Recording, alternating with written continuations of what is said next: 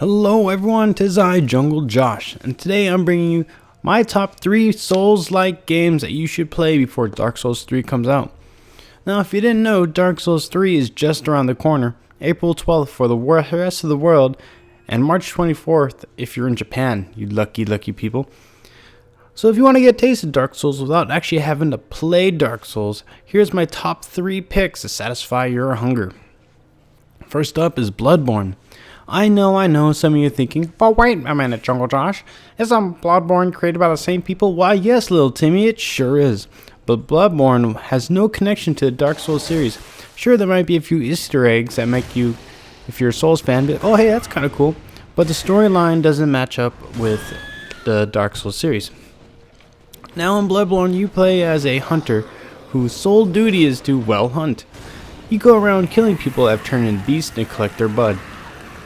Well, our blood is like souls in Dark Souls, where you use it to level up, purchase, and upgrade your things.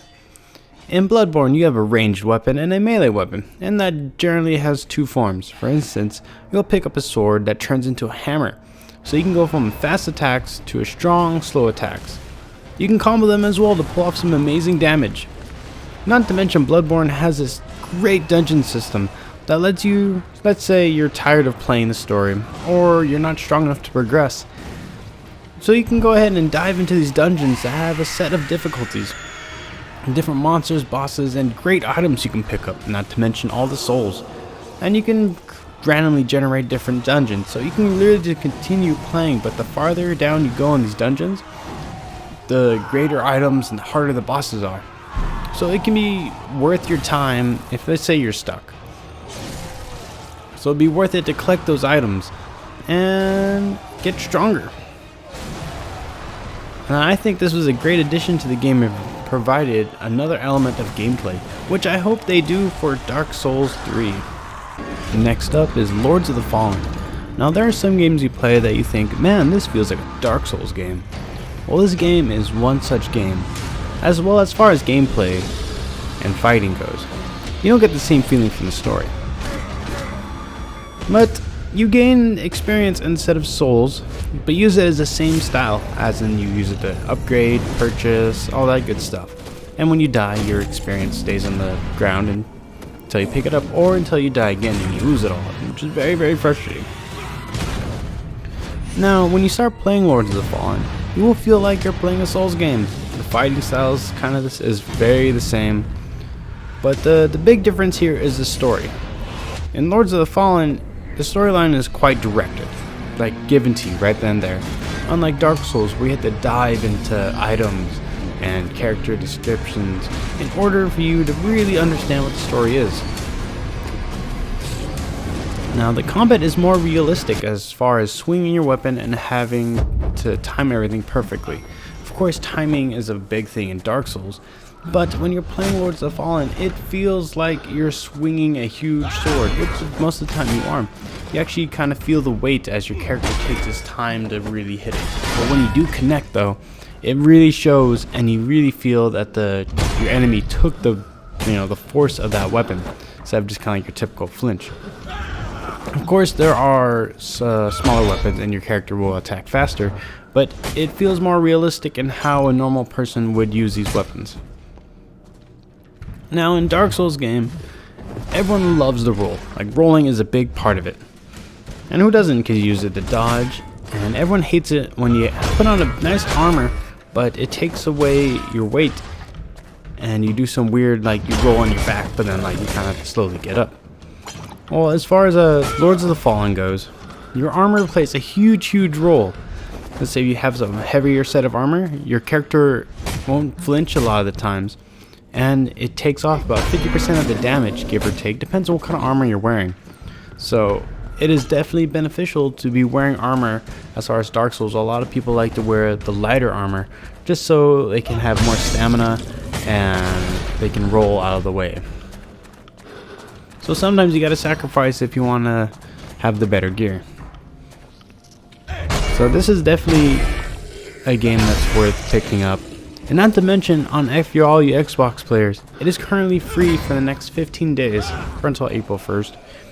So pick it up if you haven't already, because free is free. Alright, last on our list, and I believe it's deserving of my number one spot, and everyone's Souls-like number one spot, is Salt and Sanctuary. And recently this game was added to the PlayStation Store, and it's about $18, $17.99 if you want to be exact. It's been in development for a good bit now, but it's finally here, and I've actually been waiting for this game. They did the developers, were a married couple, and they did a lot of Twitch where they pretty much showed the development process as they were making it, which is actually really, really cool, especially for the people that are trying to get into video game development and they get to see the process. Now, this game is pretty much a 2D side-scrolling Dark Souls game, and I love it. And there's like nothing wrong with it, or rather, nothing wrong with the idea of Dark Souls in a 2D environment. Now, instead of souls, there is salt, and you gain salt from killing enemies and all that good stuff. But you also get gold. Now, and when you die, you lose your salt, but you get to keep your gold, because you use your gold to purchase items, weapons, gear, anything you need. But you use salt to level up your character and explore the different skill sets. Like I said earlier, this game feels like a direct copy of Dark Souls, but there's nothing wrong with that, and I love it. Because they play it out really, really, really well. And it punishes, like Dark Souls, it punishes you for being sloppy. And it forces you to think on your feet and pay attention to your surroundings. Now, the two things can happen when you die. If you die from gravity or trap, your salt will be replaced with a bird that you have to kill in order to gain them back. But if a monster kills you, they take your salt and they become stronger, forcing you to become better to get your salt back.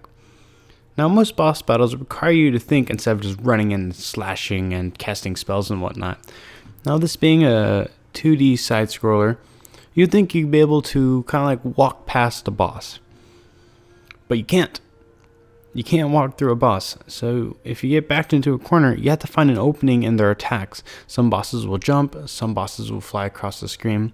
But you need to take that opportunity and you need to roll or run past them just so you have more fighting room. If you don't, you're going to be stuck in that corner and you will take a beating because your stamina only lasts for so long.